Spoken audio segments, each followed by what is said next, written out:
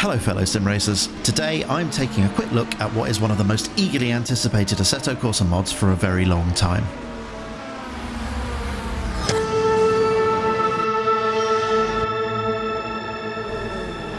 The DRM Revival Mod focuses on a selection of classic Group 5 monsters that were hugely important to the late 70s and early 80s racing scene.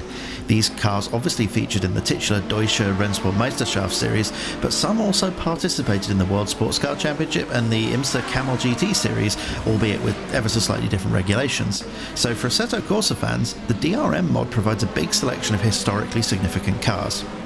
Obviously, a mod that replicates such important and frankly brilliant cars was always going to have big shoes to fill, and at €15 this is one of the most expensive Assetto Corsa mods to date.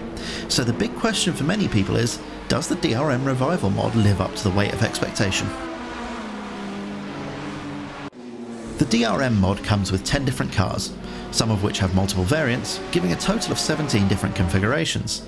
The mod includes what are arguably the most important Group 5 cars of the era: the Porsche 953 and 953 K3, the Zakspeed Capri, Ferrari 308, Toyota Celica, Ford Escort, and the BMW M1, 320i, etc.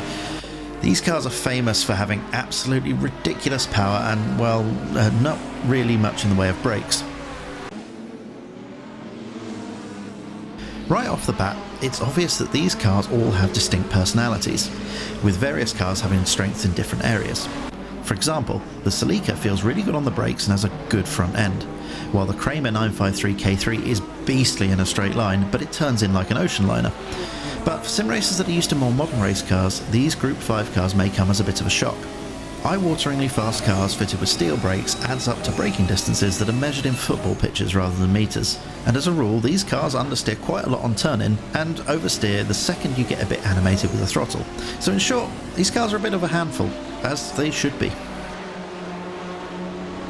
One final point to note, tyre and brake warm-up is as you would expect it to be in Assetto Corsa, with the caveat that the brakes seem to take a little longer to get into their operating window, so Turn 1 can be a little bit tense in these cars, and with that in mind I do not look forward to DRM public server racing. And as a quick aside, these cars handle so much better than their counterparts in Project Cars 2, the difference is night and day. Forced feedback is always a contentious subject, and I've seen a few complaints that the DRM mod is weak and undetailed, but on my T300 the forced feedback feels very much akin to Kunos stock content, and thus it's absolutely top notch in that regard, in my opinion at least. I genuinely haven't experienced what a small minority have reported in this area, so I suspect that may be down to settings or perhaps less than stellar wheel setups.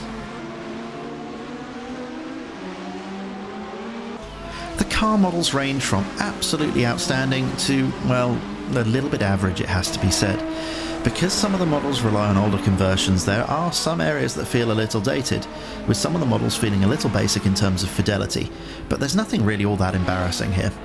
However, other cars are absolutely stunning, and they sit alongside the best that Kunos or RSS have to offer. One area that really does need improvement though is the exhaust flame animations. These seem pretty low resolution to me, and in VR they do look, well, frankly ridiculous. Still, this is a very minor thing.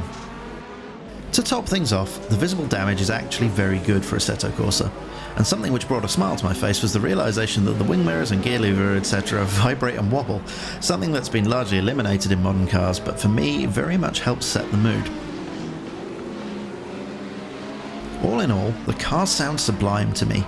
Assetto Corsa doesn't have a great reputation for sound, but for me these cars are top notch and are easily comparable to the RSS GT pack, which is the gold standard as far as I'm concerned.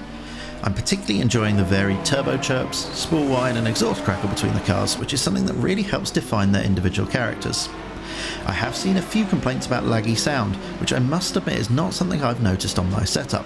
However, I did have to do a little bit of tweaking on a car-by-car basis, as some were a bit quiet and got drowned out by the louder car's external sounds. And it's probably worth noting that the DRM team have included some sound tweak suggestions in the manual that comes with this pack, so it's probably best to give that a quick read. In the run-up to the release of the DRM mod, I have seen quite a few comments complaining about the price, but then again, there are people that complain about having to pay any amount for any content.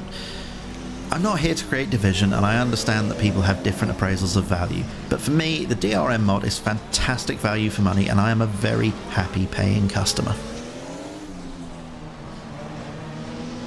At the time of recording, the mod's only been out for about 24 hours, so I've not really had a chance to do more than a dozen or so laps in any of the cars, but my early favourites are the Zakspeed Capri, the Ferrari 308 and the Celica Turbo. I'm also really enjoying the BMW M1 as well. I found it took me a good few laps to adjust to the braking distances as I just switched from racing the Daytona prototype, but once you get your eye in, these cars start to make a lot of sense and they're incredibly fun to drive. The Ferrari, for example, wants to go everywhere in a permanent four-wheel drift, while the Kramer Porsche has no interest in turning grip, but it out-accelerates most railguns. There's a lot of variety here, and I think for those that want to dig into it, there's a lot of depth. All in all, I think the DRM mod is a real winner. Yes, there are minor niggles, and yes, it's more expensive than other mods, but I just don't care. The joy of driving these cars more than makes up for the few negatives in my opinion. Moreover, the mod has just dumped a feel of 10 new cars into Assetto Corsa, making this class almost as strong and varied as the GT3 field. Hopefully there are plenty of others that feel the same way I do about this mod, and a strong online community grows around racing these incredible dinosaurs of cars. Anyway, I hope you enjoyed the video. If you did, it would be great if you could hit the like button and subscribe to my channel. As always, thank you for watching, it's very much appreciated. So all that's left to say is goodbye and enjoy the rest of your day. Thank you.